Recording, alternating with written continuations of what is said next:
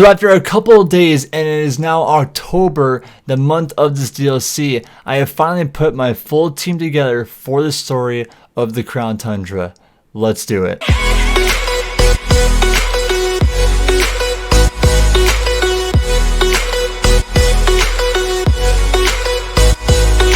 I'm excited to really show you guys today of the full team that I have assembled for the DLC story of the Crown Tundra coming to Pokemon Sword and Shield on October 22nd. And I'm not gonna lie, this was a very difficult team to build because I remember when I built the Isle of Armor, it was so easy to pick some Pokemon that I wanted to use. But this is the good thing about this DLC is we haven't really seen the story, none of us has played through it yet, so we can't really give a verdict like we did with the Isle of Armor. But I would say though, Pokemon wise, this is a lot better and really a lot challenging ones too, man. It's insane of how much, like, well, at least for me, popular Pokemon and Pokemon that I really love that are coming to this DLC, and I think many others can agree on that. And without the 6 picks right here, guys, I'm very happy about it. I might do some changes here or there when I actually play through the Crown Tundra, but as of it is now, this is my full-on 6 team.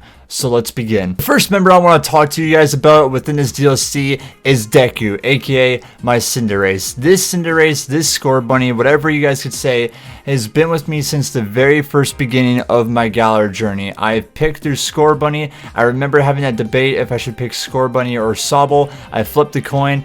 And of course, I got my Scorbunny, I named him Deku, and then we went on this journey here together. The reason why I'm just calling him Deku and not Cinderace, guys, is that he's been a staple towards my Twitch channel and basically my whole entire playthrough of Sword and Shield. And if you guys haven't watched me play Sword and Shield or haven't catch my live streams here or there, Deku has basically been the staple of everything, or the Cinderace. And you know, he's been a guy that's went with my journey since all of Galar. He's been with the journey ever since the Isle of Armor DLC, and us as the public, we don't really know if there's going to be a 3rd or 4th DLC. We just have to wait until the end of February next year for Pokemon Day if we're actually going to get that. So as of right now, this is the last DLC, and you know what, if I'm picking a Pokemon that I started at the very beginning with, I'm going to use him to the very end, and it's something that I'm really looking forward to. The only downside to this right now is that he's level 100, and I want to go through level 60s, level 70s, because if the Crown Tundra is going to be like the Isle of Armor,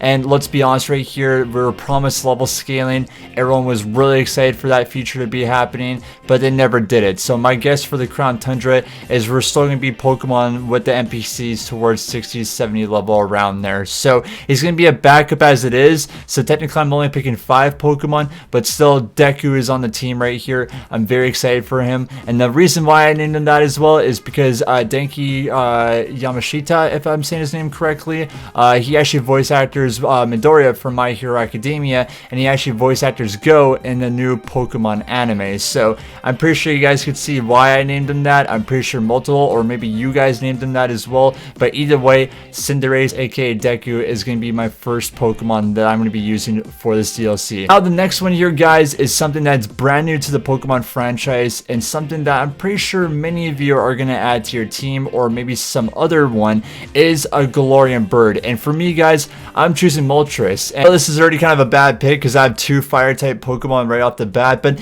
this one is really surprising me with Galarian Moltres, just because out of the original 3 Kanto birds, Moltres was my least favorite. Zapdos was my favorite, Articuno was 2nd, and Moltres was 3rd for me. I still liked Moltres, but comparing to Articuno and Zapdos, they're just so much better than Moltres. But with this DLC, guys, I love this Dark Phoenix form. It looks badass. I don't know if there's actual stats for them yet, and don't get me wrong, I love Galarian Articuno, I love Galarian Zapdos, I think they both look great, but in my opinion, man, right when I saw Galarian Moltres for the very first time, when it got leaked, when it got shown to the public, I fell in love with it. And really the only thing that I hope for in this DLC as well is I am praying, I am crossing my fingers that Game Freak does not shiny lock these Pokemon, because if they don't, maybe we'll get a freaking black and blue Phoenix form. Just imagine that on the Moltres right here. But either way, a dark and fire type Pokemon, I'm really excited to have this bird on my team,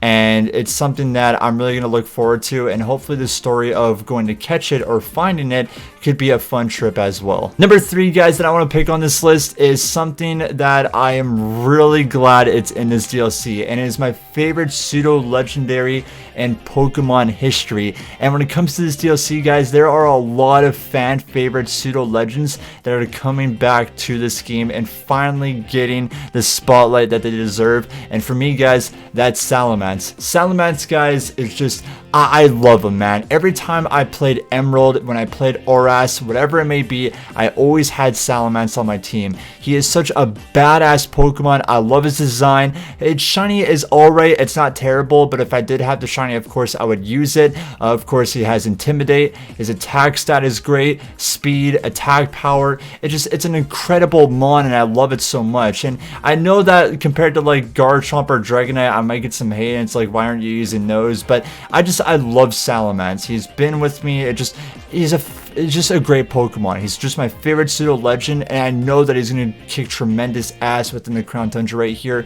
And whoever I'm facing, man, any NPC, whatever it might be, you better be scared of this guy, because this dragon's going to come for you. 4, guys, that I want to pick on this list is that I might get a little bit of hate on here because I'm literally having 2 starters within the 6 Pokemon that I'm using throughout this. But I had to say, since my favorite Pokemon of all time and my favorite starter of all time, aka Greninja, is not in this game, I'll go to my second favorite, and that's Sceptile. Sceptile, guys, I think we could all say is just a beautiful Pokemon. To its regular, to its shiny, just a Pokemon in general is just unbelievable, and especially its Mega. Too bad Megas aren't available in this game, but we know that his Mega is pretty badass as well. Its speed, its attack power is fantastic. It's a great grass type Pokemon. Its moveset is terrific, and I wish I could say a little bit more. I don't really know if he's actually good and competitive or not, but as kind of like a story progression guide, just like Salamence, guys, I would always have him on my team if I ever played the Hoenn games. He's terrific, man, and I'm really excited because I have him to level 60 as of right now for other shiny form. And since that this DLC is probably not going to be doing level scaling, it's easy that I'm going to be using Sceptile here as a level 60 mon, grinding up to those levels, and it's going to be awesome just using him again within the Pokemon franchise. And I'm really glad to use this pick. And yes, even though that I have 2 starters and that's all I'm going to be using for the starters within, of course, my 6th pick on the DLC right here, I had to choose Sceptile. It was a no-brainer. Number 5 on my list right here, guys, and this actually is another pseudo legend Pokemon, and the reason why I didn't choose Galarian Articuno and I did actually Moltres is because I'm picking Metagross. Metagross, guys, is a fantastic steel and psychic type Pokemon, and literally has one of my favorite shinies of all time, man. Just that gold, it's literally beautiful. It's a perfect attack Pokemon, a perfect defense type Pokemon. Literally the steel and psychic type moves that you use on this Pokemon just causes absolute destruction, and has another fantastic Mega as well. Too bad they're not in the video game, but maybe we'll get some Gigantamax. That's a thing in this game, right? We're not going to get any new Galarian Pokemon, but will Game Freak come out with new Gigantamaxes for these pseudos or starters? I'm not really too sure on it. I really love Metagross to have one personally, but yeah, this Pokemon is terrific. Another reason why I haven't chose, of course, Galarian Articuno, because it is a psychic type, but I'm just like, if I'm gonna have a strong defense, bulky type Pokemon on my team, Metagross is such the easy pick for me, and I already know that this Pokemon is gonna do really well. Last but not least, guys, is this was a no-brainer. I'm saving the best for last, and it's really weird for me because when it comes to Pokemon, for me, usually when you get legendaries, like let's say before the Elite Four or anything like that, I have this urge to not use the legendaries. It's like when I build a 6-man team, I want to use that and not use a legendary, but I'm saying F it. I'm going right with the legendary within this DLC. I don't care. They make it easier for the story because they're so strong, but I had to bring this legendary to my team 1000%, and it is my favorite legendary Pokemon of all time within the franchise, and that, guys, is Rayquaza. Rayquaza, without a doubt. Pretty sure this Pokemon, guys, is maybe your favorite Pokemon of all time or favorite legendary of all time too. It's perfect, man. I love its design. I love both its normal and shiny. The move set, he's a terrific Pokemon. Like, you can't get it wrong. He's just wonderful, and I just know that every single time that I use him within Pokemon games, it never lets me down. It's terrific, and I grinded a lot for this Pokemon too, man. I have it shiny waiting in Pokemon Home for me to transfer over to these games, and I just know that, well, if it is really easy, these games are really easy right now, but literally anything that you do with this Pokemon is just fantastic. And for me, it was a no-brainer. It's my favorite legendary, and I'm definitely bringing him to the team. Now, the only thing, and the reason why I'm skeptical about this team when I play through the Crown Tundra, guys, is I might remove one Pokemon from this list. And if that is it, I might remove Metagross or Rayquaza for a Reggie. And it just depends on it, because I feel like with these new Reggies, they're going to be version exclusive. So I play through Pokemon Sword, so I don't know if I'm going to get a Lucky, I don't know if I'm going to get Drago, or if I'm going to get both. We don't really know about them. We don't know anything about their stats. They haven't been revealed. But if I have to choose one Pokemon to get rid of, it would be one of those two, even though that I just praised Rayquaza of being my favorite legendary Pokemon of all time. But I also want to bring some new Pokemon in as well. And for me, guys, I know this is a really unbalanced team, because when you look at it, I literally have a Psychic and Steel type, I have a Grass, 2 Dragons, and 2 Fire types. But at least, you know, I have Libero and the Cinderace, so that will really help tremendously with all my stuff. But yeah, guys, that is my 6 Pokemon that I am using within the Crown Tundra DLC. This is something that I'm really looking forward to, and I know that you guys are as well, and I just cannot wait until October 22nd for everyone to play through this wonderful story. Hopefully, number 1, it's long, 2, we could have a fun time, and 3, hopefully we get more questions answered here throughout the upcoming weeks to the official launch of the Crown Tundra. But everyone, that is my video here today. I hope that you guys all enjoyed, and hopefully maybe respect a little bit on my team. I don't know if you guys maybe are like, those are good choices, maybe those are bad ones. Just comment down below. Also, comment down below as well, what are your guys' team for the Crown Tundra DLC if you are getting it and playing through it, because